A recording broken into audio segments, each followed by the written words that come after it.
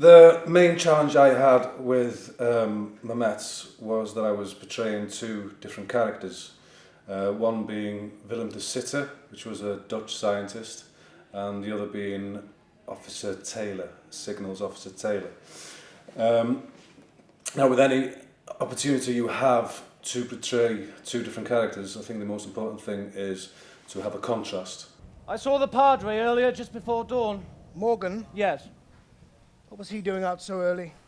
Off to do some burying. Still lots of our lads out there.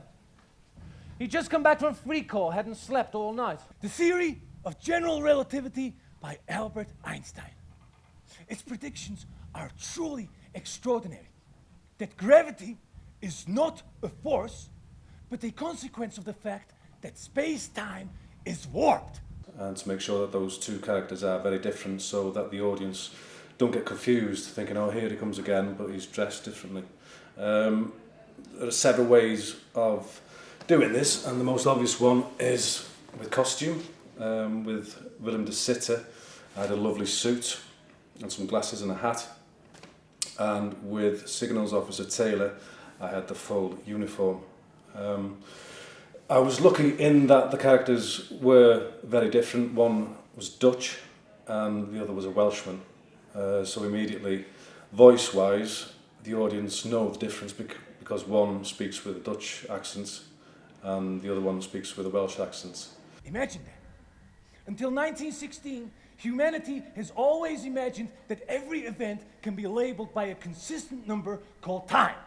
Interaction-wise, De Sitter, it's almost like a soliloquy or a monologue in that he stands alone. He never interacts with anyone. He always talks straight to the audience, and he appears every now and again in pockets throughout the play. He transcends time and also transcends the war. The interaction I had as Brigade Signals Officer Taylor was with the young Wyn Griffith. Any conversations I had were with him or with the General. In terms of general motivation, I'd say the most important thing is to look through the script and find exactly what that character is trying to say, what that character is trying to convey to other characters or maybe directly to the audience. In terms of physical characterization, with De Sitter, because he transcends time, you're not sure where exactly he is in time. But he's a scientist, he's at ease with himself. You know, he could have his shoulders back, he could be walking around, ambling around. There's no threat, you know, there are no bombs, there's no gunshots going on. He can carry himself as a confident person. You know, he's excited when he's got good news, he'll come close. But generally, he smokes a pipe, you know, he's quite laid back. In terms of Signals Officer Taylor, the most obvious one is that he has to keep his head down because you have the trench, and if you pop your head above that, then you're going to be taken out. So with that, when we went into a scene, we'd always be walking with a stoop, you know, going, making sure our heads were below the parapet. When Griffith was a captain and Taylor was an officer, so they weren't on, even though they were on the front line, they weren't the first people that would be going over the front, over the top. And so they had a certain status to themselves, but obviously at the time as well in the war, you don't want to show the enemy that you are of a certain ranking because they'll take you out first. So there's all that playing, you know, the mud, the rain, the rats, the itchy clothes, you know, it's very, very uncomfortable. Suppose they think that would spread our fire. But it would spread theirs too, that's the point. You're being too reasonable. I'm not saying you're wrong. Even the General was cursing his orders this morning. Of course he was.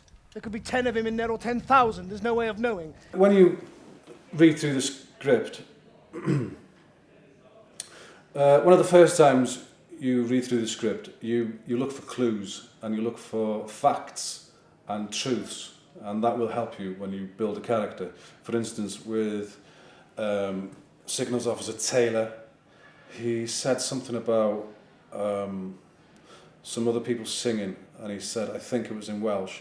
So you know for a fact that he doesn't speak Welsh. He was a Welshman, but he didn't speak Welsh. So you look for all these little facts, and you're able to build your character from that.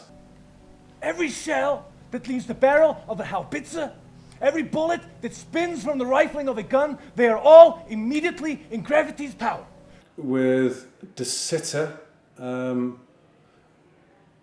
he didn't so much talk about himself, but then you need to research and try and find out as much as you can about these people. I learned that he taught himself English, that he worked in South Africa for a while, and so that would then have an effect on the way he spoke, because obviously he would have a Dutch accent, but maybe not the Amsterdam accent we are used to hearing, where every S is replaced with a sh.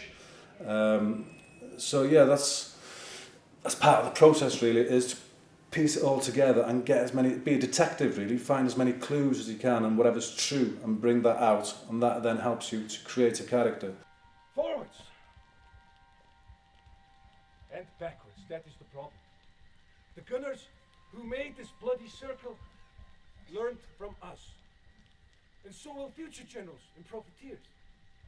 The V1, the V2, the A-bomb, the H-bomb, napalm, the hellfire, the drone. Forwards and backwards.